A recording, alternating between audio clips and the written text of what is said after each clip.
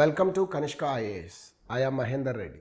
మనం ఈరోజు అనగా నవంబర్ 30, 2024న వివిధ దినపత్రికలలో వచ్చిన వార్తల్ని చూద్దాం. అన్నిటికంటే ముందు ఈరోజు మనం చెప్పే అంశం ఏంటంటే ఒకటి టీఎస్పీఎస్సీ చైర్మన్గా ఐఏఎస్ ఆఫీసర్ అంటే సీనియర్ ఐఏఎస్ ఆఫీసర్ అయిన తెలంగాణ ప్రాంతానికి చెందిన బుర్రా వెంకటేశం గారిని నియమించారన్నది మనం చూసాం. దీన్ని బట్టి మనం అర్థం చేసుకోవాల్సిన అంశం ఏంటంటే నోటిఫికేషన్లు అనేటివి చాలా త్వరగా వచ్చే అవకాశం ఉంటుందని మనం భావించవచ్చు. కారణం ఏంటంటే చైర్మన్ అంటే ప్రస్తుతం ఉన్న చైర్మన్ పదవీ కాలం డిసెంబర్ 3కు పూర్తవుతుంది. ఇన్ఛార్జ్ చైర్మన్ కాకుండా రెగ్యులర్ చైర్మన్ నియామకానికి సీరియస్గా వాళ్ళు స్టెప్స్ వేశారంటే ఇది ఒక ఇండికేషన్ అని మనం చెప్పుకోవచ్చు. ఇది ఒకటి. తర్వాత మరొక అంశం ఏంటంటే మనం ఈరోజు చెప్పుకునేది ఈ యొక్క Indian economic survey and budget related సంబంధించినవి మన యాప్ ద్వారా ఫ్రీ క్లాసెస్ అనేవి మీకు లభ్యమవుతాయి అన్నది చూసుకోవచ్చు. ఇది డిసెంబర్ 3 నుంచి ఇది తెలంగాణ మరియు ఆంధ్రప్రదేశ్ వారికి ఉపయోగపడుతుంది. Exclusive Andhra Pradesh socio economic survey కూడా ఒకటి ఉంటుంది. దాన్ని కూడా మనం ఎక్స్క్లూజివ్గా చేస్తాం దీంతో పాటు అన్నది చూడండి. రైట్. సో కరెంట్ అఫైర్స్లోకి వచ్చే వరకు మనం ఈరోజు ఒక ప్రముఖమైన బ్రిడ్జ్ గురించి మనం చర్చిద్దాం. సో సాధారణంగా ఈ రోజులో ఇన్ఫ్రాస్ట్రక్చర్ అనేది చాలా ఇంపార్టెంట్ అయిపోయింది. నిజానికి భారతదేశంలో ప్రధానంగా కనుక చూస్తే ఈ యొక్క తమిళనాడులో పంబన్ అనే ఒక బ్రిడ్జ్ ఉంటుంది. ఈ పంబన్ బ్రిడ్జ్ ఏంటి అనే దాన్ని చూస్తే మనం తమిళనాడులోని మెయిన్ ల్యాండ్ నుంచి ఒక ఐలాండ్కి రీచ్ అవ్వడం కోసం రామేశ్వరం దగ్గర మీకు కనిపిస్తుంది. సో దీని 1914లో అప్పుడు బ్రిటిష్ ఇండియా ప్రభుత్వం దాదాపుగా ఒక 20 లక్షల రూపాయలను వెచ్చించి దాన్ని నిర్మించింది. అయితే ఈ బ్రిడ్జిలో ఉన్న ముఖ్యత కూడా ఏంటంటే ఎప్పుడైనా పడవలు కానీ స్టీమర్స్ ఏవైనా వచ్చి ఉన్నాయనుకోండి, అప్పుడు ఈ యొక్క బ్రిడ్జ్ అనేది మనకు లిఫ్ట్ సహాయంతో పైకి వెళ్ళేది. సో దాన్ని 2019లో ఈ మరొక బ్రిడ్జ్ అంటే దాదాపు అది 100 సంవత్సరాలు అయిపోయింది కాబట్టి అప్పటికి అంటే ఈరోజు చూస్తే మనం 105 సంవత్సరాల సర్వీస్ చేసింది. సో దాని లైఫ్ టైం అనేది దాదాపుగా క్లోజ్. మొదట్లో అది మీటర్ గేజ్ నుంచి బ్రాడ్ గేజ్ కూడా కన్వర్ట్ అయింది. అందుకని 2019లో ప్రధానమంత్రి నరేంద్ర మోడీ గారు 850 కోట్లతోటి ఒక కొత్త బ్రిడ్జి నిర్మాణానికి నాంది పలికారు. అది ఇప్పుడు రాబోతుంది, మన వినియోగంలోకి వస్తుంది అన్న చూసాం. సో ఇది కూడా ఏంటంటే లిఫ్ట్ బ్రిడ్జ్ అంటాం. అంటే ఏదైనా సముద్రంలో ఈ ప్రాంతంలో ప్రయాణించే ఎత్తైన పడవలు కానీ ఇటువంటి వచ్చినప్పుడు బ్రిడ్జ్ అనేది ఆటోమేటిక్గా పైకి వెళ్తుంది, అది వెళ్ళగానే మళ్ళీ లెవెల్ అవుతుంది. సో ఇది ఒక ప్రత్యేకత అని మనం చెప్పుకోవచ్చు. ఇది లోకల్ అంటే మన జాతీయ వార్తల్లో ఒకటిగా చూస్తాం. నెక్స్ట్ వన్ వచ్చే వరకు మనకి ఏంటంటే ఇటీవల కాలంలో పర్యాటక రంగానికి అంటే టూరిజానికి చాలా ఇంపార్టెన్స్ ఇచ్చాం.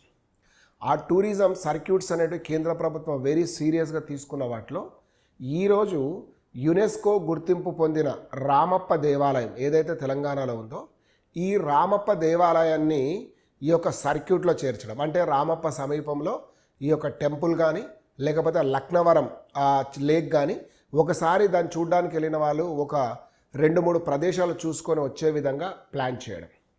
రెండవది మనకు సోమశిల, ఇది కొల్లాపూర్ దగ్గర ఉంటుంది, కృష్ణానది శ్రీశైలం బ్యాక్ వాటర్ అని చెప్పుకోవచ్చు. ఈ ప్రాంతంలో కూడా అంటే స్పిరిచువల్ రీక్రియేషన్ కానీ హెల్త్ వెల్నెస్ కోసం ఉపయోగపడే విధంగా ఈ ఏరియా అంతా ఉంటుంది. సో దీన్ని ఒకదాన్ని చేసుకోవడం అనేది జరిగింది సర్క్యూట్లో. తర్వాత మరొకటి ఏంటంటే ఒక United nations piece building commission అనేది ఒకటి ఉంటుంది. దీన్నే ఐక్యరాజ్య సమితి శాంతి నిర్మాణ కమిషన్గా మనం పిలుస్తాం. సో 2025-26 కూడా మరొకసారి భారతదేశం ఈ శాంతి కమిషన్లో మెంబర్ అయింది. ఎందుకంటే పీస్ కీపింగ్ యుఎన్ పీస్ కీపింగ్లో ఫోర్సెస్లో ఇండియా అనేది ప్రముఖ పాత్ర పోషిస్తూ ఉంది. ఎక్కడ ప్రపంచంలో ఎటువంటి సమస్యలు వచ్చినా అక్కడ ప్రజల్ని రక్షించడంలో ముందుగా ఉంటున్నాం కాబట్టి మనకు అది కంటిన్యూవేషన్. సో ఆల్రెడీ 31 కంట్రీస్ ఇందులో ఉంటాయి, అంటే ఇండియాతో పాటు 31 దేశాలు ఇందులో ఉంటాయన్నది మనం చూసాం. నెక్స్ట్ దానికి వచ్చే వరకు మనం చూడాల్సింది ఏంటంటే మరొకటి స్పోర్ట్స్ ఐటమ్ ఒకటి కనిపించింది. ఇటీవల కాలంలో ఇండియన్ గవర్నమెంట్ ఒలింపిక్స్ బిడ్ ఒకటి వేసింది. 2036లో భారతదేశంలో ఒలింపిక్స్ నిర్వహించడానికి అవకాశం కల్పించమని ఒక బిడ్ వేయడం జరిగింది. వాస్తవంగా చూస్తే ఒలింపిక్ బిడ్ వేయడానికి ముందుకెళ్ళాం. బహుశా మనం ఇన్ఫ్రాస్ట్రక్చర్ డెవలప్ చేయగలమేమో, కానీ ఒలింపిక్ స్థాయి క్రీడాకారులను తయారు చేయడంలో మాత్రం విఫలమయ్యాం. మనం మొన్నటి కూడా చూస్తే రీసెంట్ కనుక చూస్తే ఒక 6 పథకాలే, గతంలోనే 7 వచ్చాయి. కానీ వేరేస్ అదర్ కాంపిటీటర్స్ చూస్తే భారతదేశంలో క్రీడలకు ముఖ్యమైన పాత్ర అయితే ఇవ్వడం లేదు. విద్యకి ఇచ్చినంత ఇంపార్టెన్స్ లేదు. స్కూల్కు అసోసియేటెడ్గా ఎనీ ప్లే గ్రౌండ్స్ లేవు. ఇవన్నీ ఒక ప్రాబ్లమాటిక్గా ఉన్నాయి. చైనాలో 2500 స్కూల్స్ అంటే స్పోర్ట్స్ స్కూల్స్ ఉంటే ఇండియాలో 35 మించి కూడా లేవన్నది చూసాం.